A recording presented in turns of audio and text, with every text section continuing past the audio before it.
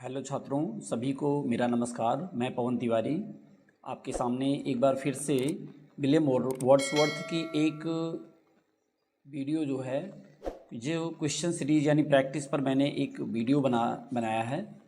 और जो आपके लिए चाहे वो टीजीटी हो चाहे पीजीटी हो, सभी के लिए बहुत ही लाभदायक हो, इस उद्देश्य से हमने इसको प्रिपेयर किया है। ठीक है छात्रों, तो सबसे पहले मेरा परिचय कि मैं ये एक ऑनलाइन क्लासेस मेरी चलती है जो एलटी ग्रेड और जीआईसी यानी टीजीटी और एलटी ग्रेड दोनों पर चलती है। तो यहाँ ये मोस्ट इम्पॉर्टेंट नोट वर्ड्स पर इस उद्देश्य से बनाया गया है कि आपके टीजीटी, पीजीटी और एलटी तीनों के लिए बहुत ही उपयोगी सिद्ध हो। इसी के साथ साथ एलटी की क्लास वर्तमान में मेरी चल रही है, जो सुबह 4:30 से 6:30 चल रही है, और 4 से 6, और टीजीटी की शाम को 4:30 से 6:30 2 घंटे की क्लास चलती है, और उस पर इसी तरह से प्रैक्टिस कराया जाता है। तो ये आपके लिए यूट्यूब पर एक डेमो के रूप में दिया जा रहा है, जो आपको ज़्यादा से ज़्यादा वीडियो दी जाएगी, लेकिन चैनल को आप लाइक एवं सब्सक्राइब जरूर करें कि जिससे हमें सपोर्ट मिलता रहे और आपको हम ज़्यादा से ज़्यादा मैटर उपलब्ध करा सकें। तो आइए छात्रों, हम ज़्यादा बिना टाइम लिए तुरंत हम शुरू करते हैं और वीडियो को बहुत ज़्यादा उपयोगी बनाने के उद्देश्य से इसको आगे बढ़ाया जाए। ठीक है, तो हमारी पहला क्वेश्चन जो लिखा हुआ है, देखिए यहाँ द फाइनल वर्जन, देखिए लिखा गया है the final version of Wordsworth the prelude appeared in. Final version का मतलब जानते हो? मतलब लास्ट बार ये प्रस्तुत हुआ है, इनका प्रील्यूड प्रकाशित हुआ इनकी पत्नी के द्वारा आफ्टर हिज डेथ, तो उसका नाम है प्रील्यूड। तो प्रकाशित कब होता है? 1850 में।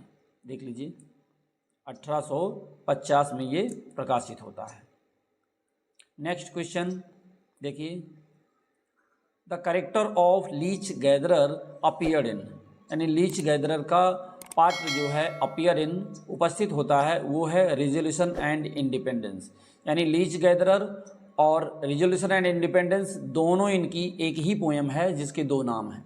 तो वो पूछ रहे हैं कि पात्र लीच गैदरर जो कैरेक्टर था, ये एक बूढ़ा व्यक्ति था, ये इनके किस पोएम में आता है? तो ना तो ये रिक्ल्यूज में है, ना प्रील्यूड बुक 1 में है, ना लाउडेमिया में है, ये रिजोल्यूशन एंड इंडिपेंडेंस यानी डी ऑप्शन बिल्कुल आपका सही है छात्रों। इसके साथ देखिए आप अगला क्वेश्चन है, bliss was it in that dawn to be alive but to be young was very heaven, this occurs in a poem. ये किस पोएम में इनके आता है, ये पूछ रहे हैं। तो ऑप्शन देखें आप, ऑप्शन 1 है William Wordsworth, S T. Collins. Option है William Wordsworth, B S T. Collins, C Byron और डी शैली। तो ये विलियम वर्ड्सवर्थ की पोएम में आती है, bliss was in it that dawn to be alive. ठीक है, अगला है क्वेश्चन, थोड़ा ज़्यादा से ज़्यादा क्वेश्चन कराने के उद्देश्य से थोड़ा स्पीड बढ़ाए हैं छात्रों। अगर आपको किसी भी तरह की असुविधा होती है तो आप कमेंट में ज़रूर बताइएगा कि क्या हमें इसमें सुधार करना चाहिए, और चैनल को लाइक एवं सब्सक्राइब करना बिल्कुल ना भूलें, जिससे कि हम ज़्यादा से ज़्यादा आप तक वीडियो को पहुँचा सकें। अगला हमारा क्वेश्चन है, I wander lonely as a cloud makes an assertion that. ये जो लेखक वर्ड्सवर्थ कहता है कि मैं टहला हूँ जैसे अकेला बादल, तो ये इन्होंने अपने डैफोडिल्स पोएम में इसको व्यक्त किया है। द पोएट मूव्स एमलेसली, निरुद्देश्य कब घूमता है, एज ए क्लाउड जैसे बादल। तो यहाँ ये सिमली का प्रयोग करता है और अपने आप को बादल से तुलना करता है। ठीक है छात्रों, अगला हमारा क्वेश्चन है क्वेश्चन नंबर 5, जिसमें है the poetry of Wordsworth and Collins was notably influenced by. किस चीज़ से ये प्रभावित है? तो आप कहेंगे द फ्रेंच रिवॉल्यूशन। ये आपको पता भी होगा, फ्रांस की क्रांति ने इनकी कविताओं को बहुत ज़्यादा प्रभावित किया है, उसका प्रभाव इनकी कविताओं पर रहा है, कॉलेज और वर्ड्सवर्थ दोनों की।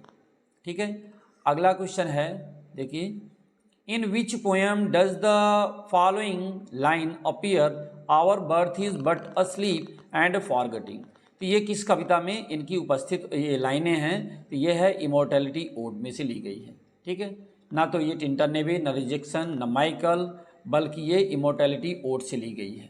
ठीक है, our birth is but sleep, जो जीवन के बारे में एक दार्शनिक विचार प्रस्तुत किया जाता है इस कविता में, ठीक है, तो वहीं से ये लाइन ली गई है। ऐसे लाइनें भी आती हैं, याद रखिएगा, जो राइटर हैं आपके सिलेबस में ये लाइन जरूर पूछी जाएंगी। जो महत्वपूर्ण फिलॉसफिकल थाट होंगे या वाइसफुल थाट होंगे तो वो लाइनें इंपॉर्टेंट के रूप में पूछ ली जाती हैं। अगला क्वेश्चन है आपका question number 7। Which romantic poet coined the famous phrase sports of time. ये कौन सा रोमांटिक पोएट है जो स्पोर्ट्स ऑफ टाइम को फ्रेज को कॉइन किया है? तो ये विलियम वर्ड्सवर्थ ने इसको कॉइन किया है। देख लीजिए, ये आपका क्वेश्चन इंपॉर्टेंट क्वेश्चन है, इसको जरूर नोट कर लीजिएगा आप लोग, विलियम वर्ड्सवर्थ। ठीक है, नेक्स्ट क्वेश्चन आपका है what is common to the following poem. Wordsworth, देखो जो ये लिखा हुआ है वर्ड्सवर्थ की रिक्लूज और sale is the triumph of life, इसमें दोनों में कॉमन क्या है? और बायरन का डॉन जॉन, तो इन तीनों लोगों की कविताओं में, तीनों पोएट की कविताओं में, और कीट्स हाइपेरियन, यानी 4 पोएट हैं, 4 पोएट की इस कविताओं में क्या कॉमन है? तो कॉमन क्या है जानते हैं? They are all unfinished poem, ये सब इनकम्प्लीट पोएम हैं। ठीक है, ये कंप्लीट नहीं है, तो यही चारों की में कॉमन है। तो ये 4 क्वेश्चन आपका एक साथ तैयार हुआ। ये कहा गया है वर्ड्सवर्थ का रिक्लूज, शैली का ट्रम्प ऑफ लाइफ, और बायरन का डॉन जॉन, और कीट्स का हाइपेरियन, ये सब इनकम्प्लीट वर्क हैं। नेक्स्ट क्वेश्चन देखें, which of the following statement about the lyrical ballad is not true. Lyrical ballad के विषय में कौन सा स्टेटमेंट इनका सही नहीं है? तो आप क्या कहेंगे? It carries only 1 ballad. Lyrical ballad के विषय में कौन सा गलत है, रॉन्ग है? दूसरा देखें, ballad proper which was called is the rhyme of the ancient mariner. दूसरा है it also carry pastoral and other poem, इसमें पास्टरल और अदर पोएम भी सम्मिलित हैं। तो ये जो सही है उस पर नहीं टिक करना, जो स्टेटमेंट गलत है उसके विषय में वो टिक करना है। तो देखो यहाँ पहला कि इट कैरिड ओनली 1 बैलेड, बिल्कुल सही है। प्रॉपर, एक ही प्रॉपर बैलेड है, which was called is rhyme of the ancient mariner, बिल्कुल यही एक प्रॉपर बैलेड है।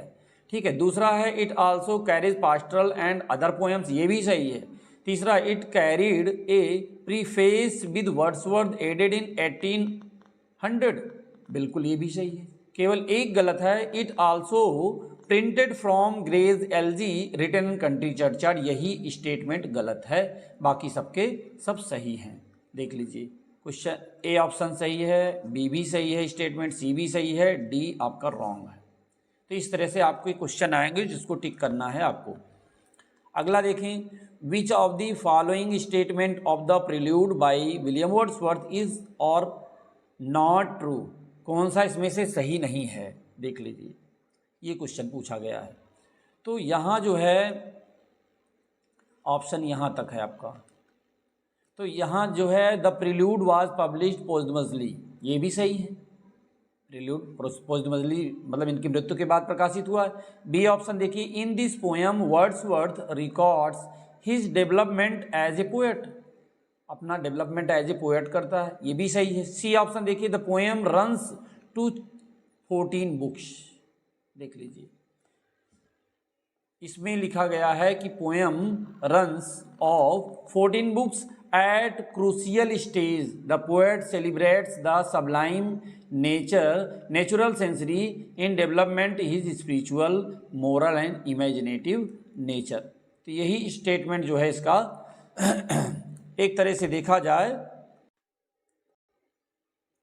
हाँ, तो इस तरह से देखा जाए छात्रों, तो इसमें देखिए जो सी ऑप्शन पे है, the poem runs on to 14 book at the crucial stage, ये भी सही है आपका ऑप्शन, यानी ए बी सी सही है। डी में देखिए, poem like Michael the old man Cumberland beggars, उस बूढ़े आदमी की तरह जो भिखारी था। सी ड्वेल्स एमंग अनट्रोडन वेज, तो यही डी ऑप्शन बिल्कुल अतार्किक है, यही रॉन्ग है, बाकी सब सही है। तो इसके ऑप्शन यहाँ से नहीं लेंगे, आप यहाँ लेंगे, यहाँ Nutting etc are the highlights of the volume, जैसे ए ऑप्शन ये है, ए से लेकर डी तक कह रहे हैं सब सही हैं, नहीं, ये ऑप्शन गलत है। फिर डी आर ट्रू, डी सही है, ये भी ऑप्शन गलत है। माने बी ऑप्शन, ये बी में लिखा है ए इज नॉट ट्रू, ए गलत है, लेकिन नहीं, सी ऑप्शन आपको चुनना है। सी में लिखा है डी इज नॉट ट्रू, तो कहने का मतलब डी का जो स्टेटमेंट है यही रॉन्ग है, बाकी सब सही है। ठीक है, अगला देखें। लिखा हुआ है William Wordsworth had deep influence on Thomas Hardy. According to Hardy a particular poem by Wordsworth was his best cure for despair. Which is that poem? कौन सी है पोएम हो? तो ये है लीच गैदरर। लीच गैदरर की बात हो रही है। William Wordsworth had deep influence on Thomas Hardy. William Wordsworth का बहुत गहरा प्रभाव हार्डी पर पड़ता है। अकॉर्डिंग टू हार्डी, हार्डी क्या कहते हैं? इट इज़ पार्टिकुलर पोएम, एक इनकी बहुत खास कविता है जो इनकी सबसे बेस्ट क्योर है, जो निराशा को इनकी दूर करती है हार्डी के। तो ये है लीच गैदरर। जो लीच गैदरर मतलब एक बूढ़े व्यक्ति की दीनहीन कथा बताई गई है, कहानी बताई गई है, तो ये हार्डी को पसंद आती है, उनको प्रभावित करती है। ठीक है, फिर अगला क्वेश्चन है इनका 12। For nature then the coarser pleasures of my boys days and their glad animal movement all gone by to me was all in these lines from Tintin AV। तो revisited Wordsworth is taking about, यहाँ कह रहे हैं कि Wordsworth is taking about the second stage in his relationship with nature, the first stage in his relation with nature, both the first and second stage in his relation with nature. तो यही C option सही है। For nature then the coarser pleasure of my boys, तो ये हो गया इनके बचपन के लिए। And their glad animal movement all gone by to me was all in all, जो इनके लिए सब कुछ था। तो इन दीज लाइन, इन लाइनों में क्या क्या स्टेज डिफाइन है? तो इसमें दोनों है, फर्स्ट एंड सेकेंड स्टेज, बचपना और किशोरावस्था, दोनों स्टेज को इन्होंने यहाँ डिफाइन किया है, ध्यान दीजिएगा।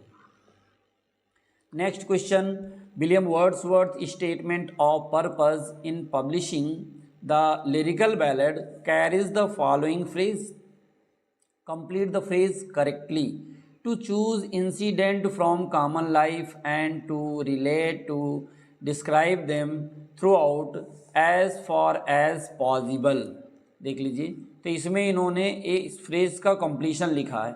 जैसे देखिए, is a possible is a selection of language really used by man. ये जो है रियली यूज्ड बाय मैन, जो लैंग्वेज बोली गई है वही इन्होंने यूज़ किया है, जो इस फ्रेज का मतलब बनता है। यहाँ लिखा है to choose incident from common life, मतलब जो घटनाएं हैं वो साधारण जीवन से ली गई हैं। एंड रिलेट और डिस्क्राइब देम, और उन्हीं को इसमें डिस्क्राइब किया गया है। तो वही लिखा है in a selection of language really used by man, जो वास्तविक रूप में जो लैंग्वेज यूज होती है उसी को इन्होंने चूज़ किया है अपनी पोएम की भाषा के रूप में। ठीक है, तो बाकी सब चीज़ें रॉन्ग हैं, ए ऑप्शन इसका सही है।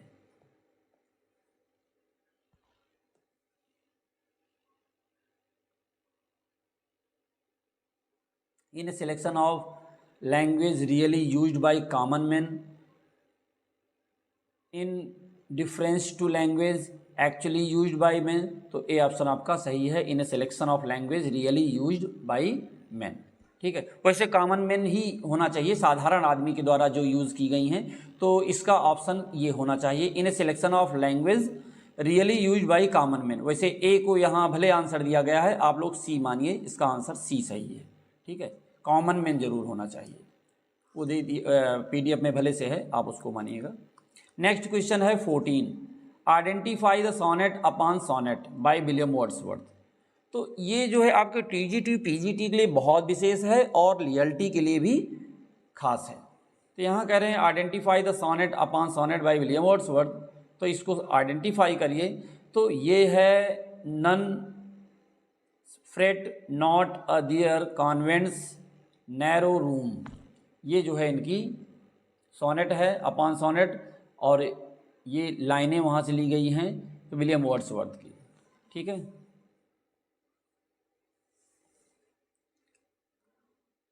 तो कहने का मतलब एक तरह से इसी पोएम को फिर से पूछ रहे हैं कि कौन सी इसमें से है पोएम, तो ये डी ऑप्शन सही है बिल्कुल आपका।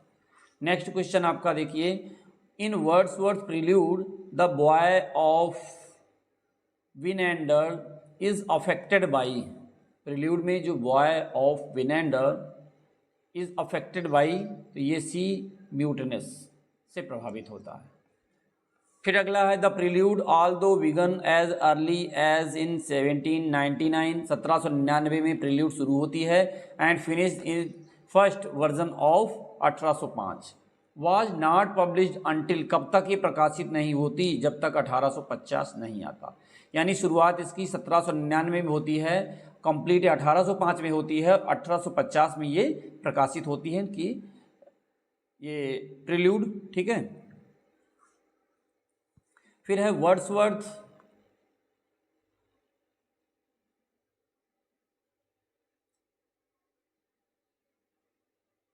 Wordsworth come out of a mood of despondency, Wordsworth come out a mood of despondency, निराशा, in his poem resolution and independence, वही leech gatherer, by interacting with leech gatherer, इसी leech gatherer से interact होकर थोड़ा सा ये निराश हो जाते हैं। तो वही पूछा जा रहा है, Wordsworth come out of mood of despondency, निराशा के मूड में आते हैं, इन his poem resolution and independence, ठीक है। तो ये कौन सी पोएम है, लीच गैदरर। अगला देखिए छात्रों, ज़्यादा से ज़्यादा क्वेश्चन देने के कारण हम जो है इसको ज़्यादा डिटेल नहीं कर रहे हैं, आंसर आपको समझा दे रहे हैं कि आपको याद हो जाए। आप लोग कमेंट में बताइएगा, जैसा होगा तो हम इसको और डिटेल करेंगे। विच British university figures in William Wordsworth prelude, prelude में कौन सी ब्रिटिश यूनिवर्सिटी जो है फिगर होती है, तो आप कहेंगे कैम्ब्रिज यूनिवर्सिटी, कैम्ब्रिज यूनिवर्सिटी, ठीक है। नेक्स्ट है, ये हमने पीडीएफ बनाया है आपके लिए कि आंसर भी यहाँ लिखा रहे और बड़ी ही आसानी से आपका ध्यान उसकी तरफ फोकस हो जाए और आपको याद हो जाए। तो इस तरह पूरे सिलेबस पर हम प्रैक्टिस कराएंगे, जिससे ज़्यादा से ज़्यादा टीजीटी, पीजीटी और एलटी के छात्रों को फ़ायदा इसका हो। नेक्स्ट देखिए, where exactly did Wordsworth first spy the 10,000 daffodils mention in his poem daffodils. तो यहाँ कह रहे हैं कि beside the lake beneath the trees, कह रहे हैं where exactly did Wordsworth first spy, exactly ये सबसे पहले 10,000 डैफोडिल फ्लावर को कहाँ देखते हैं, तो बिसाइड द लेक में देखते हैं, लेक डिस्ट्रिक्ट, लेक झील है वहाँ के पास देखते हैं, और बीनीथ द ट्रीज, पेड़ों के नीचे, ये है। प्रश्न आप समझ जाओगे तो आंसर आप कर दोगे। अगला है आज हम 30 क्वेश्चन करेंगे, फिर इसके बाद 30 के बाद का फिर पढ़ाएंगे। इसमें है 150-200 क्वेश्चन, लेकिन जो है हम 30 पढ़ाएंगे तो ज़्यादा अच्छा होगा, आपका इंटरेस्ट भी बना रहेगा। That poetry should portray the naked and native dignity of man was pronounced by Wordsworth, मतलब दैट पोएट्री शुड पोर्ट्रे, वो कविता है जो प्रस्तुत करती है the naked and native dignity of man, व्यक्ति की स्पष्ट और ग्रामीण अंचल की, उनके देहात अंचल की सम्मान को दिखाती है, डिग्निटी दिखाती है। तो वो कौन इसको प्रोनाउंस करता है ऐसी कविता को, तो वर्ड्सवर्थ आप टिक करोगे। नेक्स्ट है, दे flash upon the inward I which is the bliss of solitude, what in Wordsworth poem daffodils flashes upon the inward eyes, क्या चीज़ फ्लैश करता है हमारी बंद आँखों में, तो आप डी ऑप्शन बोलोगे, द डैफोडिल्स, ठीक है। नेक्स्ट है, when according to Wordsworth do the daffodils flash upon his inward eye, when ऐसा कब होता है, तो यहाँ when he is in the vacant and pensive mood, जब ये खाली होता है और थोड़ा चिंतित दिमाग में होता है तब ये ऐसा होता है, इसके दिमाग मस्तिष्क में वो फूल चमकता है। फिर है, poetry is emotion recollected in tranquillity was said bye, किसके द्वारा कहा गया, तो वर्ड्सवर्थ के द्वारा कहा गया। इसकी ये डिफिनीशन वर्ड्सवर्थ ने दी है। फिर है, the lyrical ballad was published in, lyrical ballad कब प्रकाशित होती है, 1798 में पहली बार प्रकाशित होती है। फिर poetry sheds no tears such as angels weep, poetry sheds no tears, वैसे आंसू नहीं बहाती जैसे देवदूत के आंसू होते हैं, ठीक है। But natural and human tears, बल्कि स्वाभाविक यानी वास्तविक आंसू बहाती है और मानव के आंसू होते हैं। और लाइंस बाई, ये किसकी लाइंस है, तो आप कहेंगे विलियम वर्ड्सवर्थ की लाइन है, ठीक है। फिर है, our birth is but sleep and forgetting is a line from, ये लाइन कहाँ से ली गई है, तो इमोर्टैलिटी ओड से ली गई है, देख लीजिए, immortality ode, our birth is but sleep. ठीक है, फिर अगला देखें आप, William Wordsworth was born on, William Wordsworth का जन्म कब हुआ है? तो ये 7 अप्रैल 1770, 17 अप्रैल को इनका जन्म हुआ है। ठीक है, नेक्स्ट, हाँ देखिए छात्रों, ये जो लिखा हमने 7 अप्रैल यानी 7 अप्रैल 1770 में इनका जन्म हुआ है। Next, who became known as lakeland poet. देखिए, हु बिकेम, एक मिनट,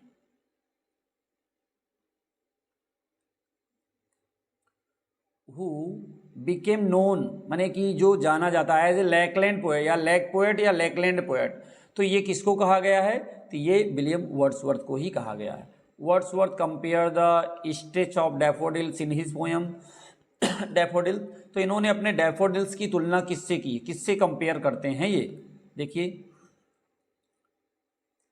ये तुलना ये करते हैं the twinkling of stars in the Milky Way. जिस प्रकार से आसमान में जब गैलेक्सी होती है तो उस समय तारे चमकते रहते हैं उस मिल्की वे में, उसी तरह से यहाँ ज़मीन पर डैफोडिल फ्लावर की एक कतार सी है जो दिख रही है, पीले रंग के फूल। ठीक है, नेक्स्ट छात्रों देखिए, next question, which of the following statement is incorrect regarding William Wordsworth most famous poem the solitary reaper. Solitary reaper से संबंधित कौन सा स्टेटमेंट जो है विलियम वर्ड्सवर्थ का पूछ रहे हैं कि, देखिए फिर से, which of the following statement is not correct, मतलब सही नहीं है कौन सा स्टेटमेंट वो बताना है। तो देखिए, it is a ballad in 4 stanza, बिल्कुल सही है।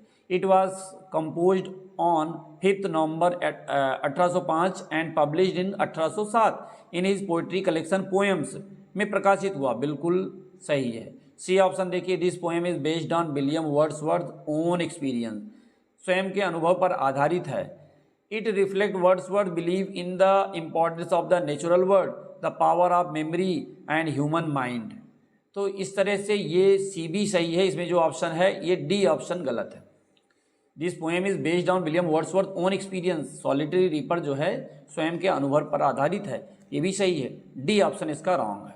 It reflect Wordsworth believe in the importance of the natural world, the power of memory and the human mind. कुल मिलाकर ये ऑप्शन ही चारों की अपेक्षा रॉन्ग है, बाकी वो 3 ऑप्शन सही हैं। नेक्स्ट देखें, 31 वर्ड्सवर्थ हैज डिस्क्राइब्ड, बस यही एक क्वेश्चन आज कर दे रहे हैं, 35 तक कर दे रहे हैं। Wordsworth has described various stage of his association with nature, मतलब प्रकृति से इसके जुड़ाव के विभिन्न स्टेज, यानी खास करके 3 स्टेज को इन्होंने डिस्क्राइब किया है। In which state did he hear the still sad music of humanity, किस स्टेट में ये still sad music of humanity सुनते हैं? तो ये है इसका final stage, sad music of humanity, मानवता का दुखित ध्वनि कब सुनते हैं? तो ये तो वही तीसरा स्टेज होगा ना, बचपन में तो सुनेंगे नहीं, ना ही किशोरावस्था में वो उम्र होती है सुनने की, तो ये लास्ट स्टेज को कह सकते हो। फिर है छात्रों 32 देखें, वर्ड्सवर्थ रिकलेक्ट्स द डैफोडिल्स इन, कब ये याद करते हैं डैफोडिल्स को? तो ये है ए वैकेंट एंड पेंसिव मूड में, जब चिंतित होते हैं और खाली रहते हैं तब। अगला है 33 देखें, where did the poet see the daffodil, daffodils को कब देखते हैं? तो along the margin of a bay, मतलब कि एक खाड़ी के मार्जिन पर, किनारे पर ये देखते हैं। फिर उसके बाद है 34, how many daffodils did the poet see at a glance, कितने डैफोडिल्स एक ही दृष्टि में देखते हैं? तो आप बोलेंगे 10,000, ऑप्शन में 10,000 आप डालेंगे। ठीक है, उसके बाद who said there is no essential difference between the language of prose and that of the metrical composition, तो ये कौन कहता है? विलियम वर्ड्सवर्थ कहते हैं। अब छात्रों अंततः आप लोग चैनल को सब्सक्राइब करें, जो भी आपको पूछना हो कमेंट करें, अगली वीडियो में हम वो ज़्यादा करेंगे। और ये क्वेश्चन जितने हैं इसमें एक बार आप देख सकते हो, देखकर स्क्रीनशॉट ले सकते हो, जिससे कि आप इसके बाद भी पढ़ सको, क्योंकि अब इसको हम आज इसी पे क्लोज करेंगे, लेकिन कितने क्वेश्चन हैं वो देख लीजिए आप।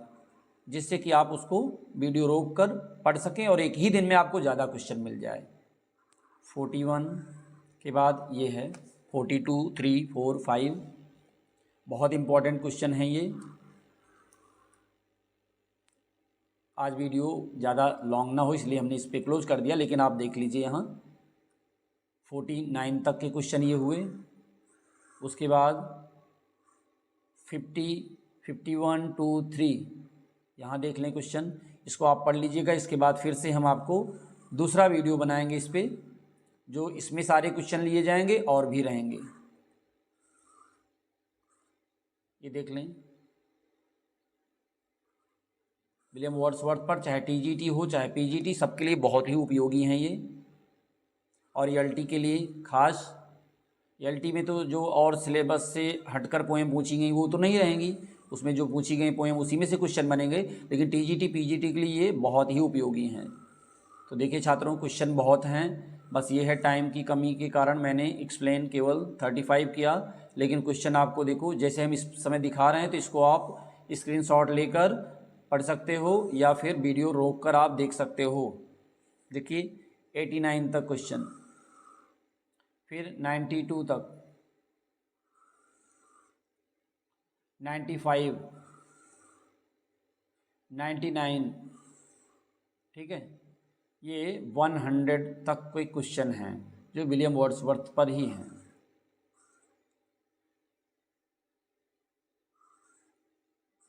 जिससे ज़्यादा से ज़्यादा मैटर आपको दे सकें, तो इसलिए हमें वीडियो बनाने के लिए नहीं कि हम इसी को 3-4 वीडियो में बनाएं, तो इसलिए हम आज दिखा दे रहे हैं। अगर इससे समस्या होगी कि डिटेल करने ज़्यादा अच्छा है तो आप लोग कमेंट में बताइएगा ज़रूर, हम फिर से डिटेल करेंगे 35 क्वेश्चन के आगे का, ठीक है। देख लीजिए जी,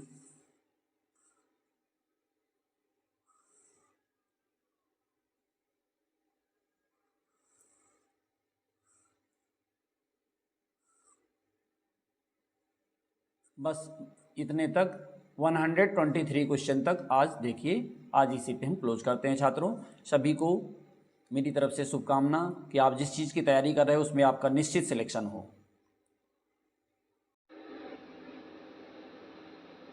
हाँ छात्रों, एक सूचना और देना था कि जैसे कि आपको हमने बताया कि मेरी ऑनलाइन क्लासेस चलती है, अगर आप उसके लिए इंटरेस्टेड हो तो आप डिस्क्रिप्शन बॉक्स में मैं अपने व्हाट्सएप ग्रुप का लिंक दे दे रहा हूँ, वहाँ जाएंगे तो ग्रुप में आने के बाद, ज्वाइन करने के बाद मेरा नंबर वहाँ होगा 97 21 28 51 85।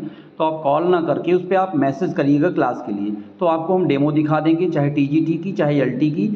और चीज़ें क्या है कि मैं टीजीटी की मेरी प्रैक्टिस सेट भी जारी हुई है, उसके बारे में जानकारी आपको दे दूंगा, जो मैं अपने ही छात्रों को देता हूं, लेकिन आप लोग भी ले सकते हो, जो डाक से भेजी जाती है, जिसमें 2 प्रैक्टिस सेट, जिसमें 45 प्रैक्टिस सेट है, 2 बुक है और 45 प्रैक्टिस सेट है उसमें। माने पहली बुक में 20 प्रैक्टिस सेट और दूसरी में 25 प्रैक्टिस सेट आपको मिलेंगे, जो बहुत ही बेहतरीन और मार्केट से हटकर और पूरी की तरह से आपके सिलेबस पर आधारित बुक आपको मिलेगी। तो डिस्क्रिप्शन बॉक्स में मैंने लिंक दिया है अपने व्हाट्सएप ग्रुप पर, व्हाट्सएप ग्रुप के लिए, उसको आप ज्वाइन करिए। ज्वाइन करने के बाद मुझसे डायरेक्ट आप कांटेक्ट कर सकते हो। मैंने अपना नंबर बता दिया है 97 21 28 51 85। पवन तिवारी, जो राजकीय में मैं चयनित हूँ 2018 की बैच में 17 रैंक पर, और मैं आज जो है आप सब लोगों के लिए ये कार्य कर रहा हूँ, जिससे कि ज़्यादा से ज़्यादा छात्र जो है चयनित हो सकें। ठीक है छात्रों, फिर से सबको पुनः शुभकामनाएं। ऑल द बेस्ट, आपका दिन शुभ हो।